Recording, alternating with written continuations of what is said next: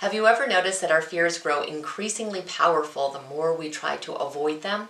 So often, in an effort to really calm our anxiety, we unknowingly really reinforce it, sometimes to the point where we become terrified of whatever it is we are worrying about.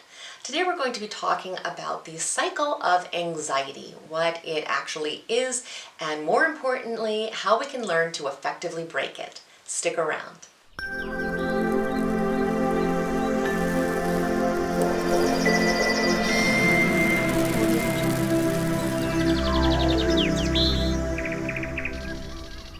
Hey everyone, welcome back. If you're new here, my name's Nina. I'm a life transformation coach, and here at this channel we talk all about mental health, personal development, and psychology. And if you are someone that suffers from anxiety, please go ahead and become a subscriber to the channel. It's something I cover in great detail because I myself suffered from anxiety for most of my life, so I love to share different coping strategies and techniques as often as possible. So like I said, today we're going to be discussing the cycle of anxiety. And if you do suffer from anxiety, or someone that you know or love suffers from anxiety, you are probably very familiar with the symptoms. So these could include anything from nervousness, feelings of panic or dread, rapid heart rate, insomnia, difficulty focusing, obsessive negative thoughts, feeling overwhelmed, and often a strong desire to avoid the situation that is triggering the anxiety.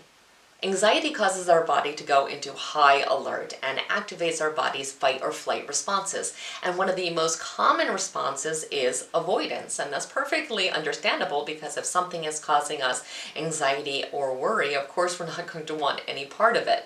The trouble is that this strategy oftentimes backfires, and more often than not will cause the exact opposite result than we are looking for. So it will end up causing the anxiety and worry to grow and worsen with time. And we can understand this if we take a look at that cycle of anxiety.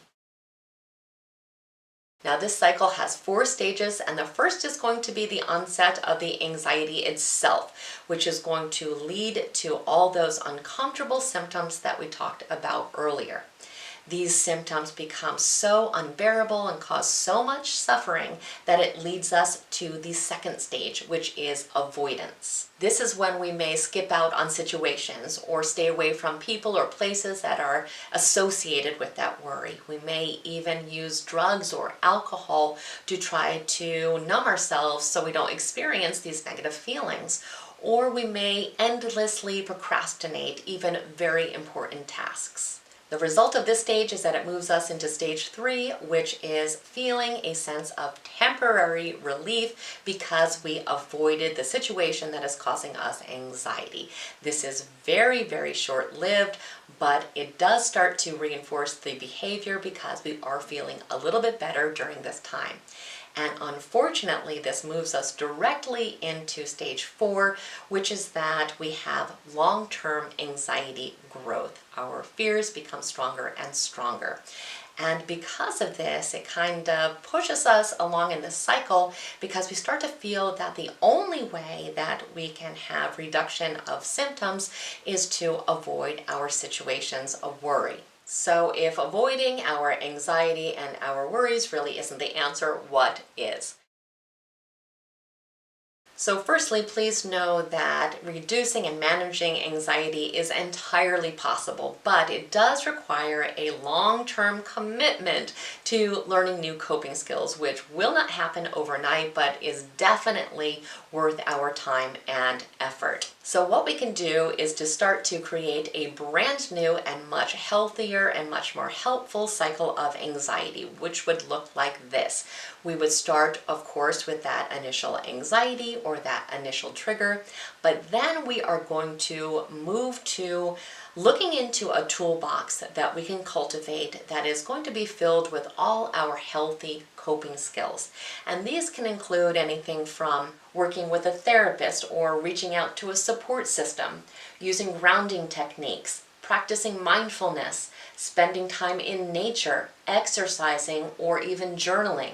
And I do have videos about most of these strategies in my anxiety relief playlist, which I will of course put in the description box below so you can start to see which of these strategies are going to work for you, because it's going to be different from person to person. So it may take a little bit of trial and error to figure out which of these coping strategies are most effective for you personally. So after we implement these strategies, it's going to now bring us into our third stage, which is going to be our short-term effects. Now, in this case, it could be that we do feel relief. We could feel some temporary relief. Or it could be that our anxiety tends to increase a little bit at the beginning because we are using techniques that we're not familiar with, that we're not that comfortable with yet, and we've taken away our security blanket of avoidance. So we may feel some discomfort, but please know that that is completely normal and it will dissipate with time. And then we can finally make it into our new stage 4, which is filled with all those wonderful long-term effects that we are looking for. And they're all incredibly positive and include decreased worry and anxiety overall, milder symptoms, and confidence in our own ability to handle anxiety and stressful situations. And this is why it's so important that we do put the time and energy into learning these new coping skills, as uncomfortable as it may make us feel at the beginning, because it's going to lead to those long-term effects that we are looking for. So I truly hope this video was helpful to you. If it was, please like it, share it with someone else who may need to hear the same message today. Also, do become a subscriber if you aren't one already. We definitely want you to stay connected. And I thank you so much for spending time with me today.